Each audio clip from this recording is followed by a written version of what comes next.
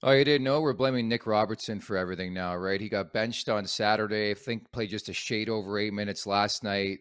They've pretty much tried everything at this point in terms of line configurations too. We saw third line center William Nylander last night, so it's not like Sheldon Keefe's not trying. And we talked about it on the show last week. Like, do we think it's justified? Does it make sense to make a coaching change? I think ultimately the coach is going to take the fall at some point in time, whether it's now, Rosie, or 4 months from now, or after this season, where I think they inevitably don't make it past the first round of the Stanley Cup playoffs. If they get there, it's going to be the coach. Do I agree with that?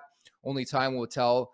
But I think there's telltale signs of the potential of making a coaching change. I don't know if you feel the same way. I know you enjoyed the name of the show today, Trick or Trots, because Barry Trotz, one of the best coaches, is available, is on the market. What would you do right now? Do you think it's time for a change, Rosie?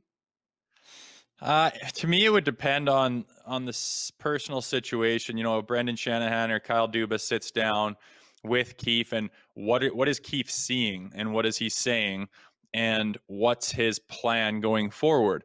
And if it makes sense, and if it's the same thing that those guys would do, and the same things that they see, and if those things align, I think you keep them in place. It is better to keep them in place. You don't want to make a coaching change right now. I mean, that just brings in a whole new can of worms of what is this new coach? What is his experience? What is his style of play?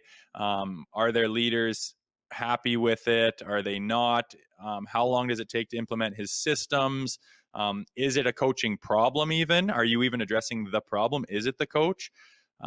So a lot of those things would come into play. Right now, I hope that they don't fire Keefe, but I hope that they do make a drastic culture change in how they approach things. Maybe they totally shake up their system that allows guys to kind of focus on the important things a little bit more.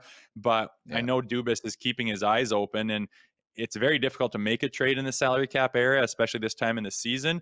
But most teams have gotten their feet under them, understand what they have and what they're lacking. So might be a good time to really start to watch that wire and listen to the whispers and try to benefit your team a little bit. And I mean, what that looks like, I don't know. It's going to be difficult to fill the holes in your team without giving away too much. But I mean, they are kind of a one-sided team with their stars, and to give one up, I think if the time was right and if the trade was right, you could benefit your team that way. But it's just so hard to get all those pieces in place and pull the trigger.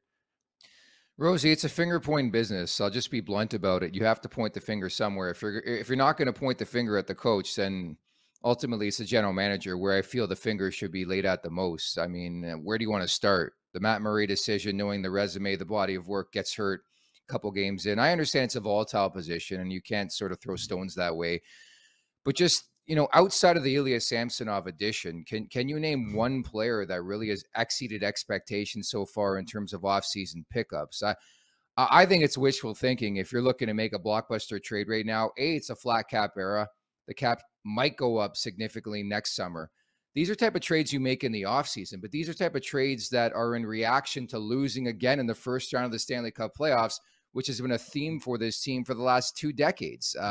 I think it was inexcusable the offseason they had to begin with, whether it be change, whether it be a trade. They didn't address anything. They ran it back. We love that quote.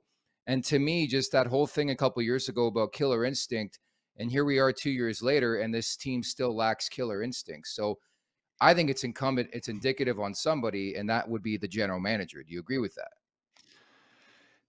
To a degree, it's easier said than done. Like, say you put a different general manager in there this summer, what moves did he make? What moves would he have made? You're only Yeah, as but good as I, what I the would I would just add that this general manager is stubborn to break up the core guys, and it's quite clear how many kicks to the can have they had in the Stanley Cup playoffs where they can't win a series, can't score that big goal. I think it's time to make a trade and involves one of those players. And by process of elimination, in my opinion, it's not going to be Tavares. It's certainly not going to be Matthews. I think at that cap hit, it would be tough to move Willie Nylander. So ultimately, you look at Mitch Marner.